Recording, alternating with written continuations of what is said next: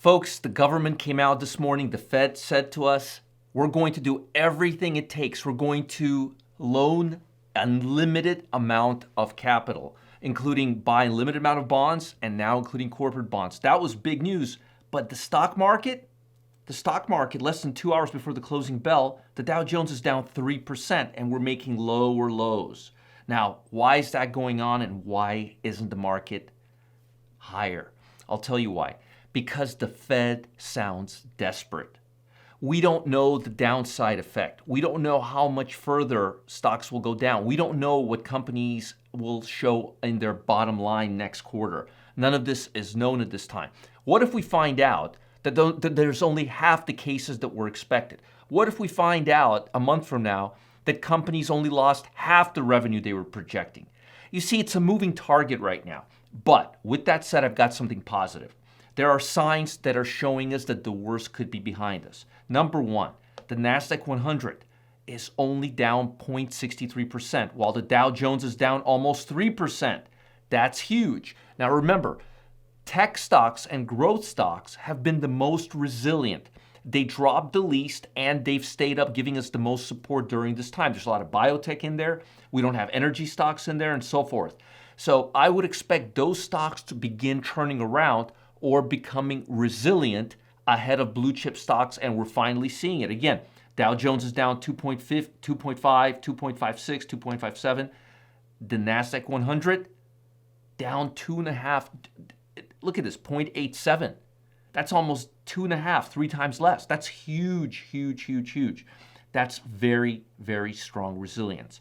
Number two, if you could see here, this is the RSI oscillator. Notice that the RSI went all the way to 12 around February 28th, all right? That's this low right here. Now notice the price was right around 24,591. Now the price on the Dow is about 18,000, give or take. But notice that the RSI oscillator is not going lower. It's now only at about 2488 versus 11. Now, what you're seeing is, you're seeing price failure, but you're not seeing the momentum level on the RSI compete with it. It's not able to support this low, which is telling us that momentum levels are as low as they're going to go. And that means we can't use this to time the market down to a tick. But what it's telling us is that the RSI momentum levels cannot compete or cannot register price generating lower momentum levels. And that's a very, very powerful thing.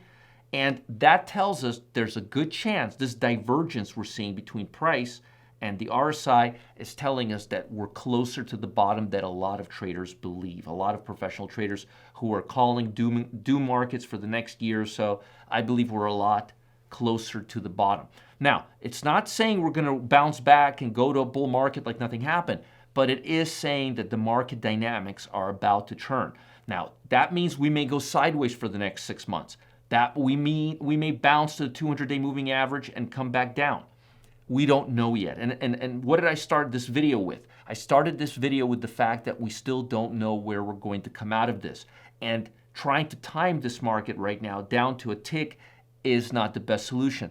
But people are taking this coronavirus seriously. From what I understand, there is medication that's being used and tested that's effective. There are vaccines on the way. And people are respecting the quarantine rules in each state, as far as I could tell. So things aren't as bad as they are in Italy. The question is, how bad is the panic in light of the actual fatality rate, actual quarantine rate, and so forth and so forth? That we won't know for a few weeks. So I'm expecting a little more gyration, a little more volatility in the market till that time. But in my opinion, the fact that the NASDAQ is holding up better than the Dow, and the fact that we're still seeing divergence between price and the Dow Jones trading action, at price and the RSI on the Dow Jones, that's telling us that the worst is potentially behind us. Hope it helps. Folks, before I let you guys go, I want to let you in on something big, really big. If you're looking for something new to trade, one of my favorite trading strategies to take advantage of right now is my Jump Trades Alert. It trades securities like currencies and gold that move completely independently from the overall US stock market. That's how we're able to make 103.6% while stocks tanked 23% in 2 weeks. That's right, 23%. And the best part, you can use the exact same brokerage that you use to buy stocks and options to implement this system. Click the link below. Find out why everyone needs exposure to these trades. You're going to diversify your portfolio, folks. Don't make a mistake. Do it now.